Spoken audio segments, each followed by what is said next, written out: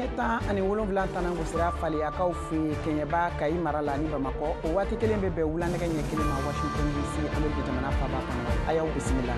bi juma avril kalo tile 19 san 2024 kunnafoniw la kumabaw bɛna tali kɛ ninnu de Mali jamana ɲɛmɔgɔw ka dɔgɔkun ladala lajɛrɛ senfɛ min kɛra arabadon ye laɲini kɛ k'a fɔ ko faso jamatɔn min bɛ wele ko appel du 20 février san 2023 ka baaraw bɛɛ lajɛlen ɲɔngiri ni kunnafoni ninnu dira colonel Abdoulaye Maïga fɛ ale min ye jamana ɲɛmɔgɔw ka kumalasela ye Bankas kabiri kunu alamisa nisɔgoya girinkajɔlaw tun ye wulikajɔ daminɛ k'u ka siraba belebele RN15 tigɛ u y'a lase ko gɛlɛyaba de binnen don u ka dugumisɛnnin dɔw kan i n'a fɔ Paru ani Soguvia kɛnɛya nasiraw fɛ kolocibana bɛ ka gɛlɛyaba de lase Mali jamanaden caman ma nin waati in na bana in bɛ se ka dɔn cogo di a bɛ kunbɛn cogo di dɔgɔtɔrɔ Aminata Sangare cakɛda min sigilen don kolocibana sɛgɛsɛgɛli a n'a ɲininiw kama ale ye o ɲɛmaa dɔ ye Senegal jamanatigi kura Basiru Jɔman Fayi ye a ka taama kunfɔlɔ kɛ k'i kunda Moritani jamana kan ninnu de bɛna kɛ aw ka kunnafoniw la kumaba dɔ ye bi juma ka fara kunnafoni wɛrɛw kan Amtani kunnafoniw ye jamana camancɛ yan fanfɛla la Bankas Mopti o mara la kunu alamisa u ka dugudenw ye nisɔgoya taama belebeleba kɛ u ka siraba kan min bɛ wele ko RN15 u y'a yira k'a fɔ ko taama in kun de kɛra nisɔgoya ye ka kɛ ni gɛlɛya ye min binnen don u ka dugumisɛnninw kan i n'a fɔ Paru ani Sogovia wa ko laɲini kɛlen don fɛnɛ jamana ɲɛmɔgɔw ka finitigiw dagayɔrɔ min bɛ nin dugudennin fila kɔnɔna la ko k'olu bɛɛ lajɛlen wuli ka bɔ yen ka to o kunnafoni kelen hukum kɔnɔ jamana camancɛ yan fanfɛla la Bankas Mopti mara la ni nisɔgoya taama min kɛra dugudenw fɛ a ko ladilanna n'o ye u ka denmisɛnjɛkulu ka tɔn ɲɛmɔgɔ ye Mahamadu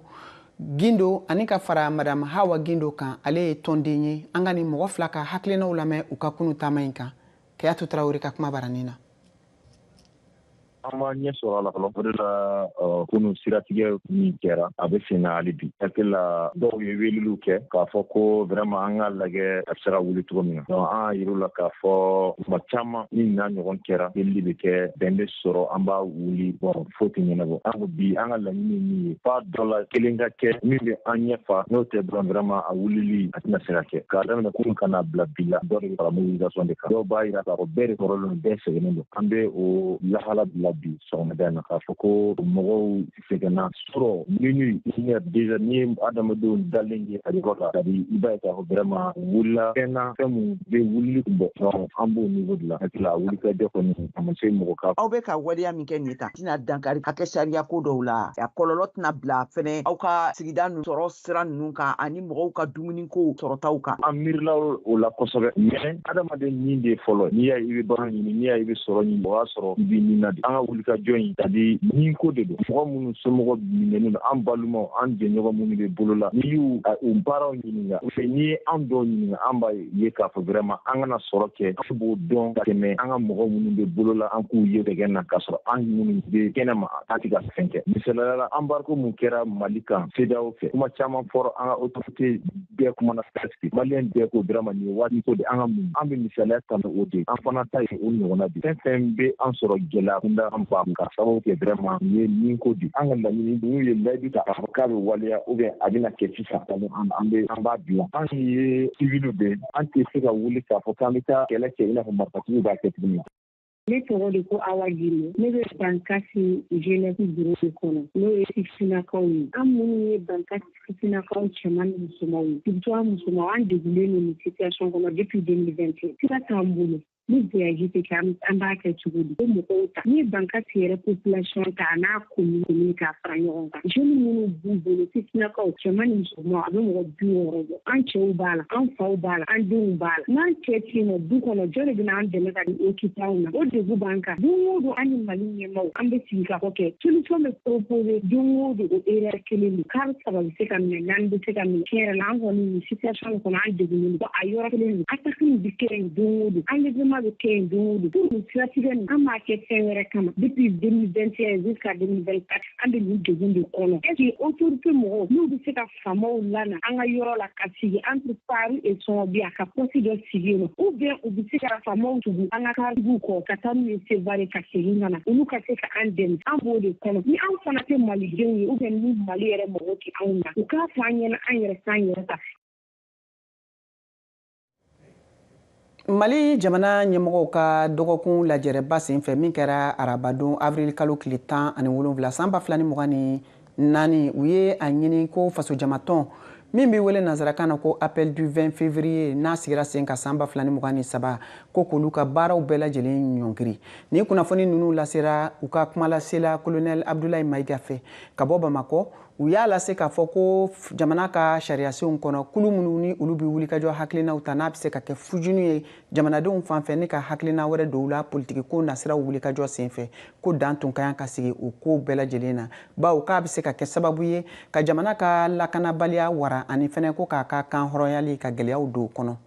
ka kɛ ni nin hakilina ninnu bɛɛ lajɛlen ye min hakilinaw sigira sen kan jamana ɲɛmɔgɔw fɛ Moribo Dambele VOA Bamara tɔgɔ la ale y'a ka kuma baranin tɛnko Madame Traoré Salimata Traoré la politiki jɛkulu tɔnkulu den dɔ don ka bɔ Bamakɔ an k'ale ka hakilinaw lamɛn kan. Ayiwa ne bɛ aw yɛrɛ fo fɔlɔ aw ka cɛsiri la jamana ko in na ne hakilina ye min ye hakilina ye jamana ɲɛmɔgɔ ye hakilina min ta nin ye ka tɔnbolo ninnu k'u ka baaraw jɔ fɔlɔ hakilina ɲuman don mais fɔ a ka faamuya jamanadenw yɛrɛ de fɛ parce que fɛn min bɛ ka kɛ nin ye a bɛ ka kɛ anw yɛrɛ de kama donc fɔ an ka faamuya k'a fɔ ni mɔgɔ n'i ko k'i bɛ yɛlɛma hɔrɔnya nɔfɛ fɛn caman b'a kɔnɔ yɛlɛma hɔrɔnya a ka gɛlɛn don kelen baara tɛ et puis bamananw ka kuma don ko forokura bɔ k'o tɛ ɲa dɔ ka ɲɛkumun kan donc an ka lajɛ an ka ɲɔgɔn faamuya k'a dɔn k'a fɔ hakilina fɛn fɛn mana ta an ka jamana ɲɛmɔgɔw fɛ an ka fɛsɛfɛsɛ k'a lajɛ an kana fɔ k'an bɛ dusu bila hakili ɲɛ. Mais an y'a ye k'a fɔ a tɔn mɔgɔw ɲɛmɔgɔw y'a yira k'a fɔ ko dan kɛr'u ka hakɛw la e hakilina ye mun de ye o kɔɲa la. Komi an yɛrɛ b'a fɔ cogoya min na ko foyi tɛ jamana sanfɛ jamanaden bɛɛ lajɛlen bɛ jamana de kɔ donc ni fɛn o fɛn n'o de bɛ taa ni jamana ka basigi ye ne hakili la hakɛ ko kun ka dɔgɔ o ko la fɔ an bɛɛ lajɛlen k'o de faamuya. U y'a yira k'a fɔ ko mun ye dasago fɔli ye ani ka yamaruya d'u ma u ka se ka parti politiques ka se k'u ka baara kɛ ko nin bɛ dan kari o la an y'a ye fɛnɛ Mali jamana y'a fɔ ko parti politiques fɛnɛ ko hakɛ mun dir'u ma ni y'u ye k'a fɔ ka politiki ka hukumu kɔnɔna la k'u ye dan sago o yɔrɔ fɛnɛ na ni ye ni kuma fila ta ka jateminɛ ɲɔgɔn kɔrɔ e hakilina ye mun de y'a o kɔɲa la fan fila bɛ ne hakilina ye min dɔ kɛra vraiment dɔ kɛra san joli den dɔ wolola parti politique ninnu sigi ni bi cɛ olu denw kɛra mɔgɔ ye f'olu ye olu fana ye denw sɔrɔ donc san joli i ma se ka fɛn min ɲɛnabɔ ne o sera o ɲɛnabɔbagaw ma a y'a to sa an ka sabali ne ma se k'a kɛ o kɔrɔ tɛ k'e tɛ se k'a kɛ o ni ne ma se ka min kɛ ni e bɛ ka se k'o kɛ ne kan k'e dɛmɛ an kana fɔ k'an bɛ t'o kɛ ni ɲɔgɔn sama foyi ye tuguni u ka sabali u k'a to ninnu k'u ka baara kɛ vraiment. Ɲininkali laban an y'a ye k'a fɔ Mali jamana ɲɛmɔgɔ fanga ɲɛmɔgɔ ni o ye Dr Choguel Kokala Maïga a bɔra a ka laseli sen fɛ a ko lahala tɛna di mɔgɔ si ma tuguni kɛrɛnkɛrɛnnenya politiki mɔgɔw k'a fɔ ko mun kɛra ko politiki walima élection tɔgɔ la ko i bɛna se ko minnu kɛra waliya minnu tɛmɛna ko k'o ɲɔgɔnna kɛ e ko cogo di. Hakilina ɲumanba ni ye ne yɛrɛ kelen n'a kɔnɔna bila élection kuma an k'a bila fɔlɔ an ka bila ninnu ye baara minnu daminɛ u ka taa n'a ye a kuma in man di mɔgɔ caman tulo la dɛ mais n b'a fɔ. Sarati minnu dira k'a fɔ ko transition na u yɛrɛ ka sarati fɔlen o banna e ko élection ma kɛ ni élection ma kɛ transition bɛ ban cogo di. Ne bɛna aw ɲininka o n'i y'a mɛn ko élection bɛ kɛ ni fɛn dɔ de kɔnɔna la o ye basigi olu politiki mɔgɔkɛlaw olu de bɛ ka bɔ k'a fɔ ko basigi ma sabati jamana kɔnɔ ni basigi ma sabati jamana kɔnɔ 2018 élection kɛra min bɔr'o la an y'a ye Soumaïla Cissé taara o gɔngɔn fɛ donc an kana na taa an yɛrɛ bila o situation foyi la tuguni u ka sabali an ka to ninnu ye baara min daminɛ o ka se hali olu tɛ se k'a kɛ fo ka s'a dan na mais u ka se ka caman k'a la o la ni min yɛrɛ nana olu kɔfɛ o bɛ sigi hakili sigilen la. Ka kɛ ni politiki ko gɛlɛya ɲɔgɔn sama ye min faamuyabaliya donnen don malidenw ni ɲɔgɔn cɛ nin waati in na kosɛbɛ VOA Bambara ka sɛgɛsɛgɛliw sen fɛ y'a bolo mana bɔ Dr Ali Tunkara nɔfɛ ale b'an bolo nin waati in na nɛgɛ kan a bɛna ka na an ka ɲininkaliw jaabi ka bɔ Bamakɔ. Dr Tunkara i n'u la.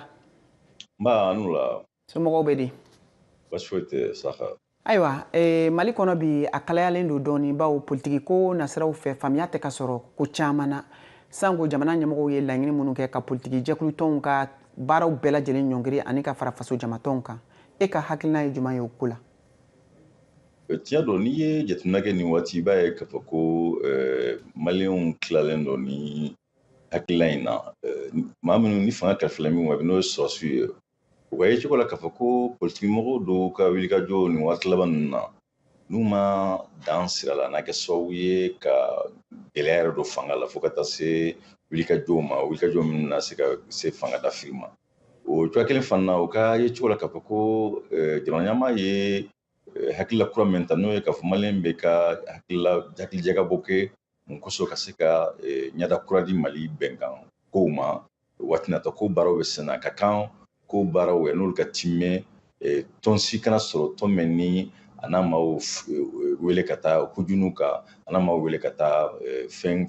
min bɛ kɛ sababu ye ka o sigafo in ka bila ngalama la walima ka fiɲɛ bila la nka n'i ye jamana sariyasunba fana ta o sariyasunba kelen b'a fɔ o waati kelen kɔnɔna la k'a fɔ ko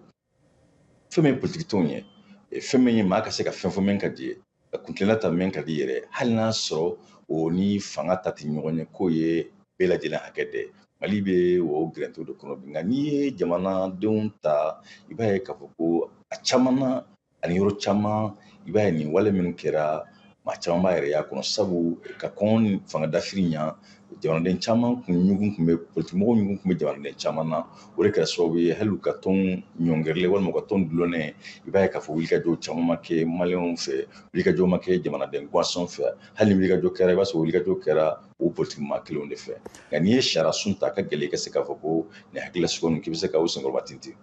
Ayiwa n'an seginna kɔfɛ dɔɔni kunɲɔgɔn tɛmɛlen an y'a ye k'a fɔ CNT tɔnden kɔrɔ n'o ye wasaden ye Isa Kawujim dan sigira ale ka bɔli la Bamakɔ pankuru jigiyɔrɔ la maliden caman y'a jira k'a fɔ ko waleya in kɛra ko bɛntaba de ye nka dɔw fana y'a ye n'u ɲɛ kelen ye e ye mun faamuya o koɲɛ la? Tiɲɛ don n'i ye Kawujim ta ka kumaw k'u da ɲɔgɔn kɔrɔ kabini fanga dafiri fo ka se bi ma i b'a ye k'a fɔ ko taafanko b'a ka ko la kosɛbɛ nka o bɛɛ kɔfɛ maa tɛ sariyasun yɛlɛma maanifin kama jamana ye jamana hali n'a sɔrɔ a bɛ cɛmancɛ mara la mɔgɔw ka taa ni ka segin olu ye fɛnw ye ni jamana sariyaw ye minnu yamaruya n'a sɔrɔ kɛ ti ko n'a sɔrɔ fanga mago t'i la nka a ka wulikajɔ labanw na a bɛ se ka bisigiya k'a fɔ ko jamana marabaaw bolo sabu fanga sina dɔw bɛ jamanaw kɔfɛ olu bɛ ka taa dunan jabaraninw sanfɛ walima dunan kumaso sanfɛ ka jamana lagosi u ka ye cogo n'u ka faamu cogo la a bɛ se ka bisigiya k'a fɔ ko u ka faamu cogo la ni Kawujim taara yɛrɛ sɔrɔ nasara jamanaw kan a n'a kɛ sababu ye ka Mali lagosi jamana wɛrɛw ka telesow la a n'a kɛ sababu ye ka Mali lagosi bolo wɛrɛw ka bolo min n'a kɛ sababu ye ka Mali kɛ kɛrɛfɛden ye nka hali n'a sɔrɔ n y'a fɔ cogo min kuma tɛmɛnenw na jamanaden ka taa ni ka segin o ye hakɛ min ni jamana sariyasunba yɛrɛ ye o tɔpɔtɔ nka n'i ye waati fana kɛcogo lajɛ a n'a ale yɛrɛ ka wulikajɔ labanw ani taafan kelen t'ale yɛrɛ la olu kɛra sababu ye maa caman ka faamu cogo la maliyɛnw fɛ hali n'u sinsin bere tɛ sariya o ye k'a fɔ ko a balili ka taa jamana kɔfɛ k'o kɛra ko ɲɛnama ye sabu k'a kun na taa fara Mali jugu kan ka Mali kɛlɛ walima ka taa fara hali nasaraw kan an ka foli bɛ ye dantɛ foli min na nin tun ye Dr Ali Tunkara ale ka laseliw ye ka bɔ Bamakɔ ka tɛmɛ ni an ka kunnafoniw ye hali bi an bɛ taa kɛnɛya nasiraw fɛ a yirala k'a fɔ koloci bana u bɛ ka dan sigi maliden caman ka ɲɛnamaya la nin waati in na min bɛ wele nanzarakan na ko drepanocytose kɛnɛya baarakɛlaba dɔ n'o ye Dr Aminata Sangare ye ale bɛ cakɛda ɲɛmɔgɔya la min ka baara bɛnnen don koloci bana sɛgɛsɛgɛli ani a banakisɛ yɛrɛ furakɛli ko kun kan Moribo Danbele sera ma k'a ɲininka VOA Bambara tɔgɔ la an ka jɛ an k'o kunnafoniw lamɛn. Bana tɔgɔ bamanankan na jolici joli bana de don mɔgɔ caman b'a fɔ ma koloci mais koloci tɛ jolici de don. Bana suguya jumɛn don? Jolilabana de don jolilabana min don den b'a sɔrɔ a fa n'a ba de fɛ fa ni ba de b'a di den ma. Bana in yɛrɛ cogo di a bɛ mun de kɛ adamaden na n'a b'i la? Bon a bɛ ko caman kɛ adamaden na bana nin yɛrɛ i b'a dɔn cogo min fɛ a bɛ joli dɛsɛ bila mɔgɔ la i ɲɛw bɛ kɛ nɛrɛmugulama ye dimi bɛ se k'i fari minɛ i fari yɔrɔ bɛɛ minɛ a wagati bɛɛ donc n'a dimi daminɛna i tɛ se k'a dɔn dimi bɛ ka bɔ yɔrɔ min na. Nin kɔfɛ i b'a dɔn cogo di k'a fɔ bana b'i la tuguni? A daminɛ pour que ka se k'a dɔn a bɛ daminɛ ni joli dɛsɛ bɛ dɔw minɛ forme tɛ kelen forme ka ca mais Mali la an fɛ yan nɔ forme naani don mais dɔw bɛ yen nɔ forme dɔw bɛ yen nɔ olu b'a bɛn olu joli dɛsɛ bila mɔgɔ la dɔw fɛnɛ bɛ yen nɔ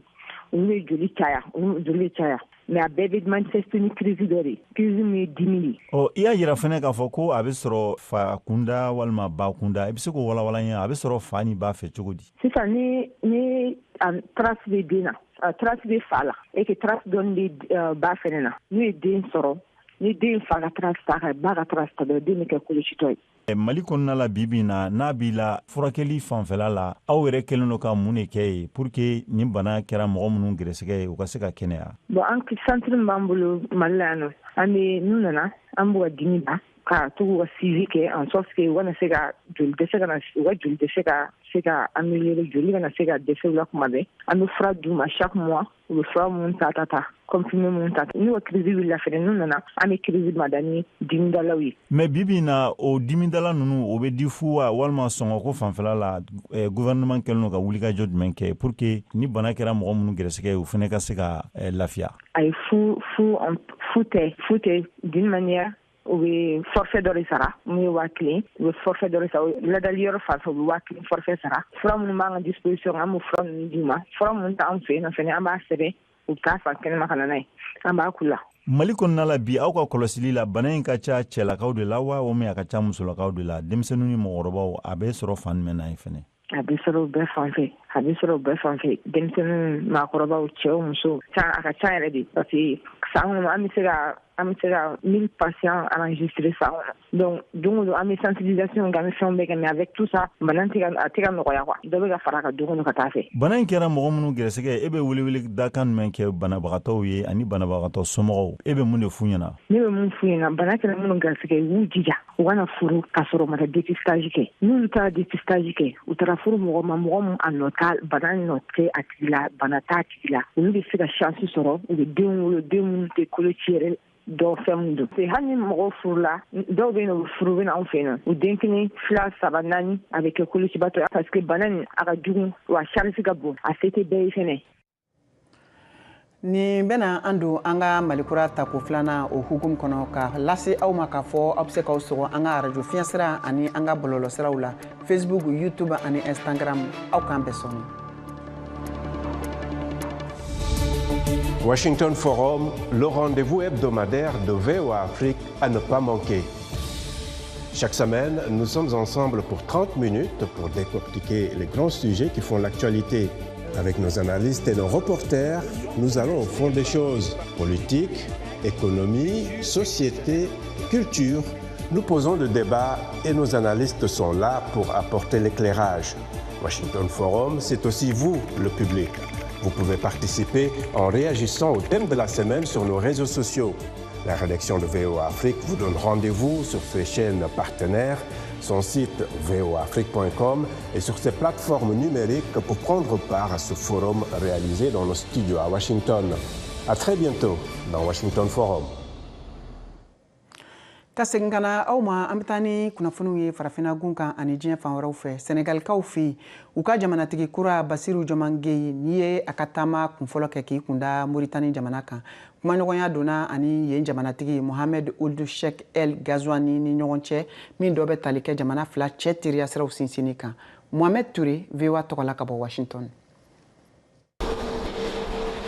Alamisa sɔgɔmada fɛ Senegal jamanakuntigi kura Basiru Jɔman Faye y'a sen don Moritani dugukolo kan a tɔɲɔgɔn Mohamed Ould Cheikh El Ghazouani y'a bisimila teriya ni baara taama na min kɛra sanga damadɔ kɔnɔ cɛ fila ninnu y'u ka kuma ta ka sɔrɔ ka sira di baarakɛ jɛkulu dɔw ma ciden jɛkulu fila ninnu cɛ u ka ɲɔgɔn ye baara sɛbɛnw kelenw cɛma Senegal ni Moritani bɛ gazi nafama sɔrɔyɔrɔ n'o ye Grand Tortue Ahmeyim tila ɲɔgɔn na u ka kɔgɔjida dankan na nafɔbɔ daminɛ bolodara san laban nin na gazi buruyɔrɔ na farafina tilebiyanfan sigiɲɔgɔn fila bɛ jate min kan u ka yiriwali kama Senegal yɔrɔ dɔ bɛ jigi da Moritani kan a ka jɛgɛ sɔrɔli la Basiru Jɔman Faye ye a sɔrɔ kokura Dakar alamisadon wula fɛ lɛri damadɔ kɔfɛ Nouakchott a kan ka taa Gambi ni sibiridon na.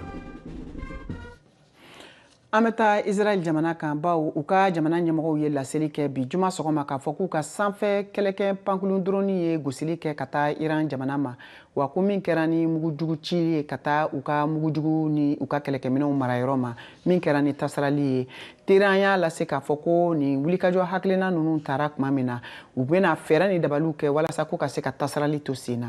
Duniya tɔnkuluba min bɛ wele ko G7 olu ka lajɛrɛba min kɛra Capri Italie jamana ka ministre min sigilen don u ka jamana ni jamana wɛrɛw cɛ ko ɲɛnabɔ kunna Antonio Tajani ale y'a lase k'a fɔ ko ni muguci bɛ kɛ tuma min na Israel jamana fɛ ka taa Iran ma ko laseliw kun kunnafoni bɛɛ lajɛlen dira États-Unis jamana ma min kunnafoniw fɛnɛ sɛbɛntiyara Amérique jamana ka ciladen Anthony Blinken fɛ. Ka tɛmɛ ni kunnafoniw ye sisan an bɛ taa musow ka kɛnɛ kan bawo u bɛ sigi juma o juma Kayatu Tarawele bi bɛna kumakanw bayɛlɛma min bɔra kɛnɛya muso jɛkulu dɔw yɔrɔ olu ka baara bɛnnen don kungo yaala ma ni u bɛ wele ko rangɛriw ni kunnafoni ninnu bɛɛ lajɛlen kan taara maa min fɛ o de ye VOA ka kunnafoni dila dɔ ye min bɛ VOA ka kumaso kɔnɔ yan n'a bɛ wele ko Eden Ezra an ka jɛ an k'o kunnafoniw lamɛn. Tile bilen nin kɔrɔla la muso waraba ninnu bɛɛ bɔlen don Masayi siyaw la ne u ka kuru bɛ wele nanzarakan na ko Équipe des Lions u labɛnnen don u ka kakifiniw na u bɛ taama la kungo kɔnɔna na Parc National Ambosi dafɛ ka taa Kenya dugu bayan fanfɛla bolo fɛ ni warabamuso ninnu tɛ baara kɛ ni maramafɛn ye u kɔni bɛ kungosogoba ninnu lakɔlɔsi kungo fɛ awa ka u lakana ka u labɔ sogofagala yamariyabali ninnu bolo ni nzofɔrɛ musoman 17 ninnu bolo gɛlɛya wɛrɛ to olu ɲɛ fo ka bɔ u ka siya n'o ye Masayi siya olu ka hakilinaw ye ka kɛɲɛ ni musolamɔgɔw ye Masayi min ye siya ye minnu bɛ baganmara kɛ ne u dagayɔrɔ bɛnnen don Kenya ani Tanzanie jamana cɛla fanfɛbolow fɛ ma hali ne Masayi siya cɛlamɔgɔ ninnu tɛ wara faga bilen ka u ka cɛya yɛrɛ jira taabolo dɔw bɛ yen nɔ i n'a fɔ sungurundenninw u jagoyali ka u don furu la ka sɔrɔ u si ma se ani ka u don seliji fɛnɛ na olu lawaleyaliw bɛ sen na halisa u bolo min yɛlɛmanin bɛ bi ne mɔgɔ caman bɛ k'a ye k'a kɛ i n'a fɔ ko hakɛla kɛɲɛbaliya cɛw ani musow ni ɲɔgɔn cɛla la u farala ɲɔgɔn kan k'u jɔ ka u makun jirafu dɔ kun bɔra yiri dɔ ni sanfɛla cɛla la filanan wɛrɛ farala u kan kulu mɔgɔ ninnu kelen kumana kuma barani talkiwalki la ka laseli kɛ ka kan ka lase yɔrɔ minnu na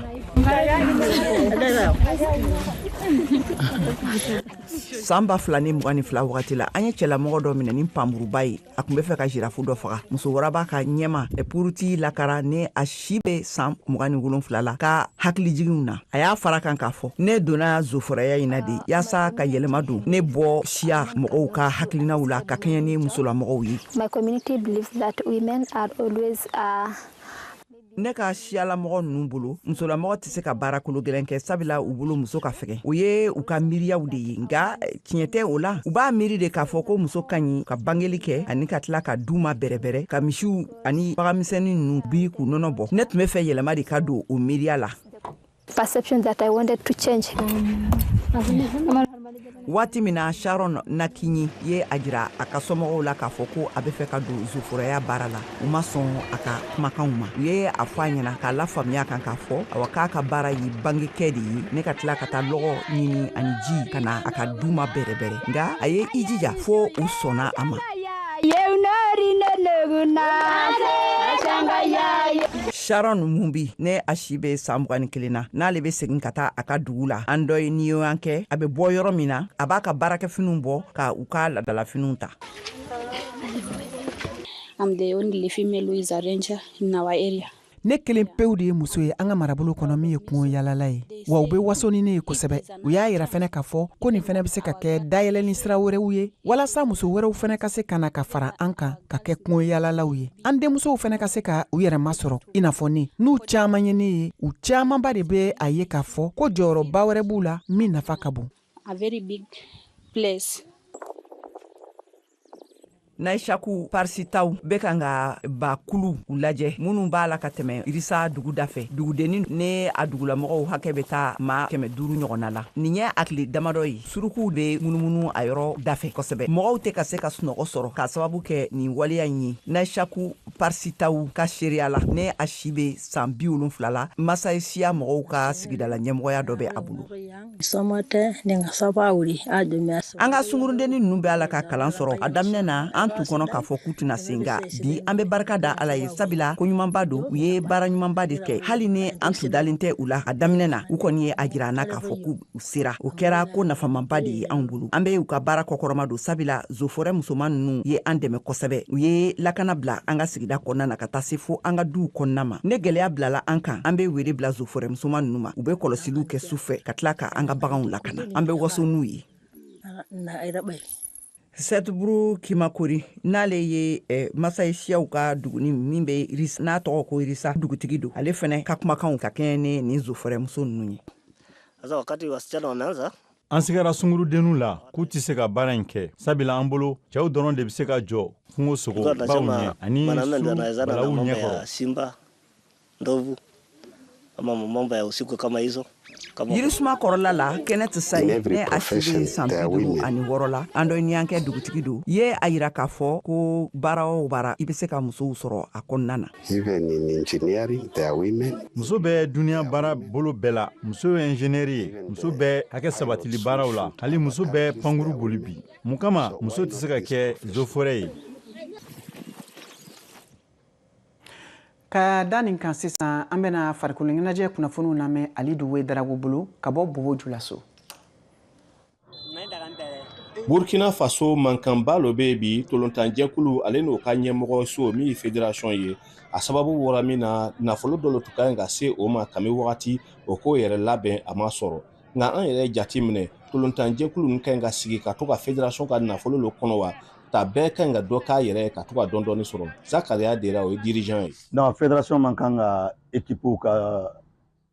subvention bɔ e yɛrɛ de bɛ taa i ka sponsor y'a la mais problème min bɛ Bobo Julaso en particulier société nin yɛrɛ tɛ u da don sponsor ko ra.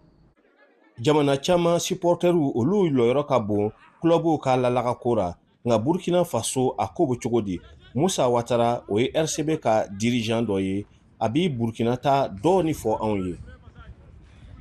Mais quand vous prenez les maillots là, dans l'année là, si un supporter doit carte ta wa kelen ou bien ka maillot ta wa fila,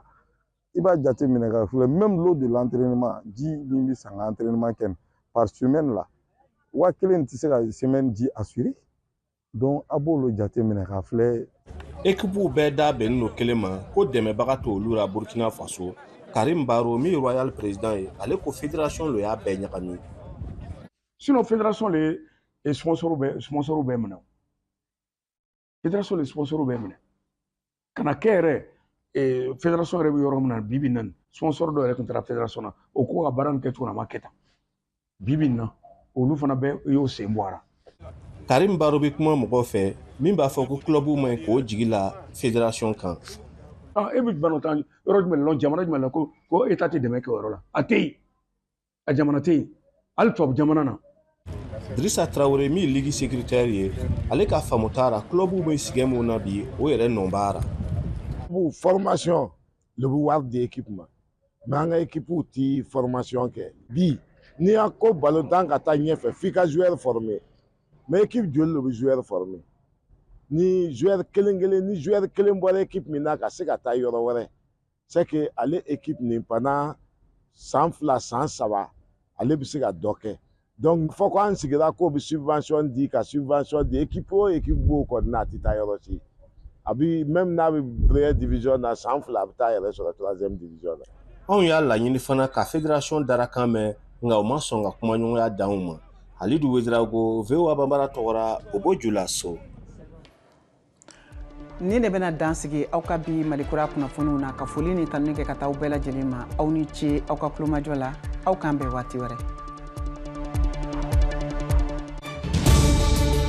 Washington Forum, le rendez-vous hebdomadaire de VOA Afrique à ne pas manquer. Chaque semaine, nous sommes ensemble pour 30 minutes pour décortiquer les grands sujets qui font l'actualité. Avec nos analystes et nos reporters, nous allons au fond des choses. Politique, économie, société, culture. Nous posons le débat et nos analystes sont là pour apporter l'éclairage. Washington Forum, c'est aussi vous, le public. Vous pouvez participer en réagissant au thème de la semaine sur nos réseaux sociaux. La rédaction de VOA Afrique vous donne rendez-vous sur ses chaînes partenaires son site voafrique.com et sur ses plateformes numériques pour prendre part à ce forum réalisé dans nos studios à Washington.